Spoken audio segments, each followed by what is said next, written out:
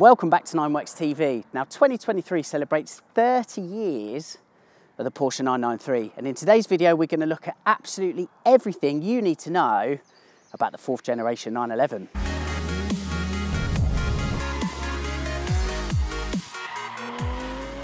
Now, as I say, the 993 is the 4th generation 911, succeeding the 964 before it.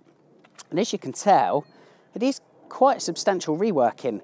Designed by Englishman Tony Hatter, there's real homogeny with, in particular, the legendary Porsche 959 when looking at the 993 from the front. On the 993, the headlights have been sunken back slightly, and this was achieved through advances to headlight technology that wasn't available prior.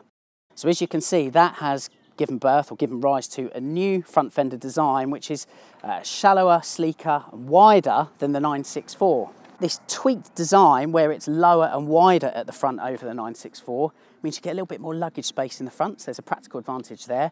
Also, it's an interesting bit for you, the front lid sits 40mm higher than the 964 as well. So again, it's slightly tweaked there. Well, that smoother and more sleek profile has clearly followed to the back and the rump of the 993, which again here is just kind of flatter, slightly more bulbous over the 964. It's given rise to this lovely curvaceous rump. The rear of the 993 in particular is one of the best of any 911, full stop, in my opinion. It's a real beauty. Where the 993 is the last of the air-cooled generation, it's essentially the same body as the original from 1963, and there are certain giveaways. I mean, for example, the 993 holds on to these rain gutters, which actually play quite a crucial role in the rigidity of the vehicle.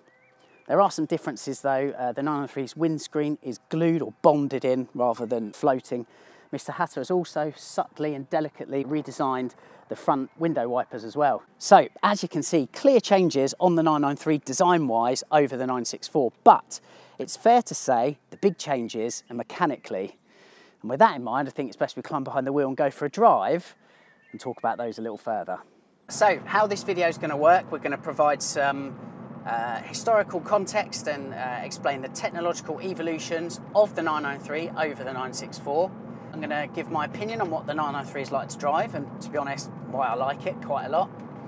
And then for those who are in the market to buy a 993, we're going to give you some buying tips and little bits and pieces to look for so that you can spend your money wisely, because we like you to spend your money wisely here at Nineworks. So, introduced at Frankfurt Motor Show of 1993, from the outset it was known that it was going to be the last air-cooled Porsche 911.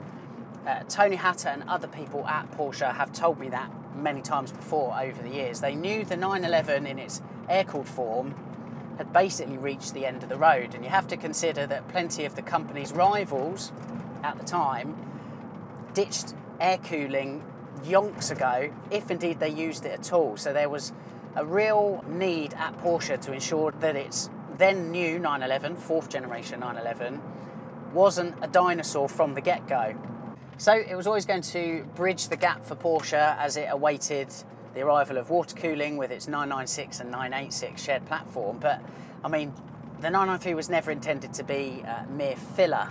In fact, it had an important role to do, and that's because the company really wanted to improve the 911 product over the 964. There were complaints from the automotive press and from owners in regards to how the 964 handled, and there was also a feeling, unbelievably when you look back on it, from within Porsche, that with the 964 the 911 had lost its way. It had lost some of that agility and responsiveness, so the company thought, that had endeared the 911 into the minds of enthusiasts for the 35 years prior. That conclusion was drawn up mainly by one of the lead engineers at Porsche at the time, Peter Falker, who created a Lastenheft. I think I've butchered that, but basically means specification, and that's where he looked at the 964 and identified where it had lost its way. The new 993 would have to set that record straight while modernising the 911 concept so that the company and the car in particular could compete with its contemporary rivals. Therefore, the 911 needed to have more performance, greater agility, but it also needed to be more refined. There were emissions to think of, noise constraints as well, and MPG. So the company tackled that in the following ways, and we'll start with the engine because, I mean, it's the beating heart of any sports car, in particular reference to the 911.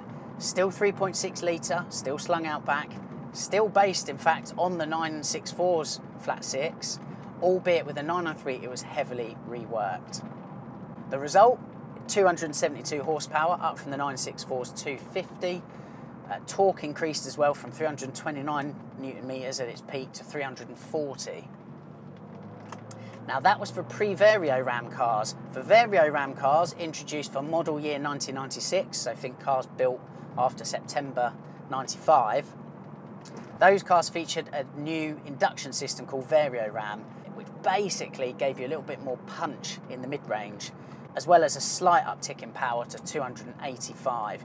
Peak torque actually remained the same, it's just when it was delivered that changed. If you're not sure how to identify a Vario Ram from a non-Vario Ram car, by the way, just pop the deck lid, have a look at the engine. The induction system on top on Vario Ram cars is Ali rather than black plastic, and it actually says Vario Ram on it as well. So the 993's M64 coded flat six definitely had more performance. It also had better economy and was generally more refined. It was a lot quieter, for example. Porsche worked on the breathing in other areas of the flat six. I've mentioned the Vario Ram, but also the exhaust. The 993 is the first 911 to have twin exit exhausts, one in each corner. So the 993's M64 coded flat six had more performance, but it also tackled those environmental obligations that Porsche had at the time. The engine is a lot smoother, both at idle and in the way that power is delivered. It is a lot more refined over the 964. There's no getting away from that fact. It's also, and I think this is a bit of a shame, it's not as noisy as the 964 at all. The 964 has that trademark gruff baritone exhaust note. The 993 doesn't really have that. It is a lot quieter. It is a great shame. If you push on, you do unlock a little bit more noise, of course, but for me that is somewhere where the 993 can definitely improve in the aftermarket. So the flat six, more performance, quieter, smoother, so it's more refined. And further refining the 993 over the 964 was the gearbox mated to that flat six.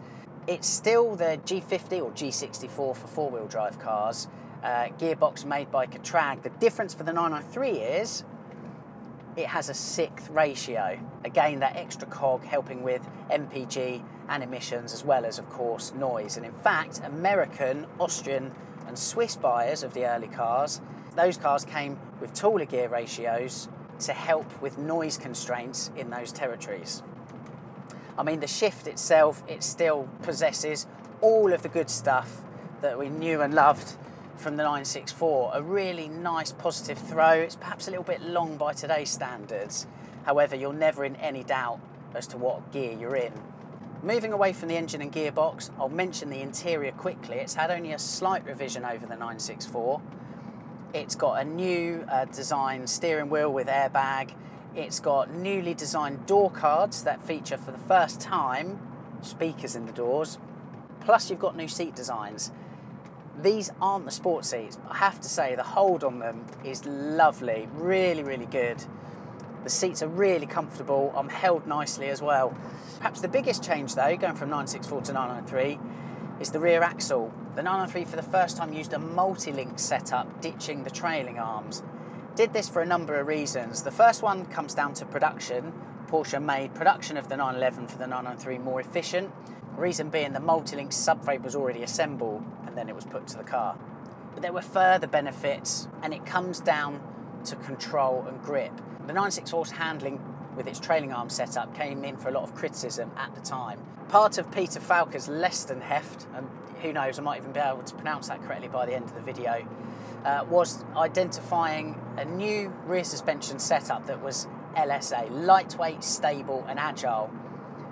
And to be honest with you, that's exactly what the multi-link system is. It's still in use on 911s today, and as well as bringing stability and agility, what it also gives, that it doesn't say on the tin, is predictability. Where those rear wheels are controlled, there's less toe in and out, and basically removes a lot of the mid-corner drama you'd have if you lifted off or anything like that with the 964s. It's a lot more predictable now, it's a lot more enjoyable. So that's the technological setup. How does the 993 drive? Well, I have to say, I have loved driving this car today. It is for sale at Jonathan Franklin Cars.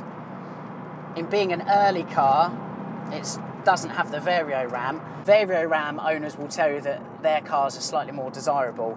To my mind, I just don't really subscribe to that. I actually think I prefer the non-Vario Ram cars for the reason that the engine's character, or the engine, is a little bit more toppy, a little bit more zingy over the Vario Ram cars that, yes, have that punch in the mid-range, but I think half of the reward of the flat six in the 911 is eking the revs out and really living in the top half of the rev range.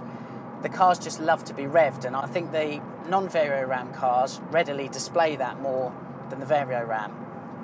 Try them both, decide which is best for you. As I said, the rear axle is a game changer on the 993. That predictability and stability means the car is it's certainly easier to hustle.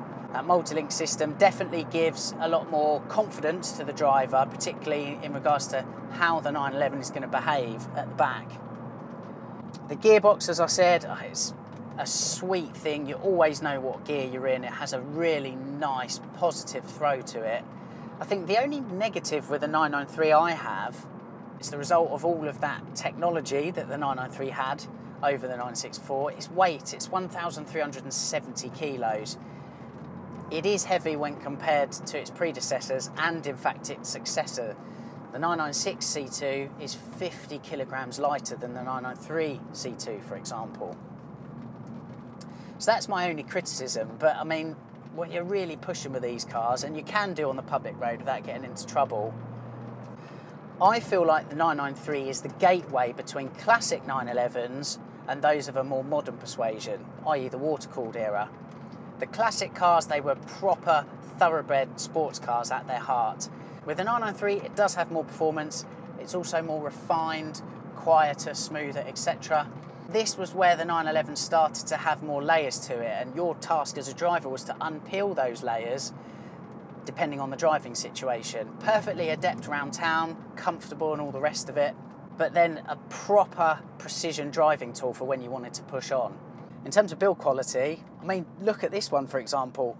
Lovely triple black example, no bumps, creaks, anything untoward. For a 30-year-old car, I mean, never mind a 30-year-old car, for a 5-year-old car, it'd be a lovely place to be. The very fact that everybody knew the 993 was going to be the last air-cooled 911 meant that the car was an instant classic. That, twinned with the fact that it has exceptional build qualities, means that the 993 never really fell in value, not like the 964 before it or the 996 after it. The upshot of that is, and this is great news if you're in the market for one, you're going to be spoilt for choice for exceptional examples. It's very, very rare you'll find a real bad egg. So you're going to be blessed for choice when it comes to looking at good 993s. As I've previously mentioned, 993s are pretty robust and don't tend to suffer from the broken head studs or big oil leaks which have long blighted its predecessor in the 964. Any leak is likely to come from lower cam cover gaskets. These shrink over time and allow moderate leakage. A bigger problem though is rust around the base of the front and rear windscreens caused by water ingress, which was unique to the 993. It's expensive to sort out and actually may have been exacerbated by poor fitment of a replacement windscreen sometime over the car's life. Driver's door check straps can fail, so inspect that on opening the door, and on a test drive check for creaks or knocks on the suspension, as bushes perish and dampers may need a rebuild if they're original and had plenty of use. Inside, you should check that all buttons work, including aircon for cars so equipped, and I'd also advise carrying a spare relay too, as these can sometimes fail and leave you stranded. And that completes today's video on 9works TV. Thank you very much to Jonathan Franklin for lending this exquisite car for today's video. Take a look at jonathanfranklincars.com. Thanks as always for watching. Don't forget to like and subscribe. It means when I drop a video, you get to see it first. And I'll see you soon on another video.